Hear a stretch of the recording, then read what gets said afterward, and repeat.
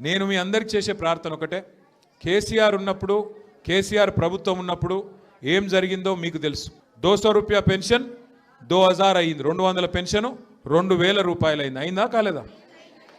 పెళ్లి చేసుకుంటే 1,00,000 రూపాయలు పేదింటి ఆడబిడ్డకు కళ్యాణ లక్ష్మి, హిందూ బిడ్డ అయితే కళ్యాణ లక్ష్మి, అదే ముస్లిమో క్రిస్టియన్ అమ్మాయి అయితే షాదీ ముబారక్ పేరు మీద 1,116 రూపాయలు వచ్చింది. వచ్చిందా లేదా? అదే అమ్మాయి కడుపులో ఒక బిడ్డ పుడితే ప్రభుత్వ ఆసుపత్రిలో దవాఖానకు పోతే కేసీఆర్ కిట్టు వచ్చింది. వచ్చిందా? ఆడపిల్ల పుడితే 13,000, మగ పిల్లగాడు పుడితే 12,000 ఇచ్చిండా కేసీఆర్? బతుకమ్మకు బతుకమ్మ చీర పెట్టిండా?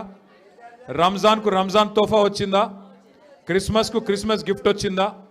ఇన్ని రకాల కార్యక్రమాలు కేసీఆర్ ప్రభుత్వం ఉన్నప్పుడు జరిగినాయి.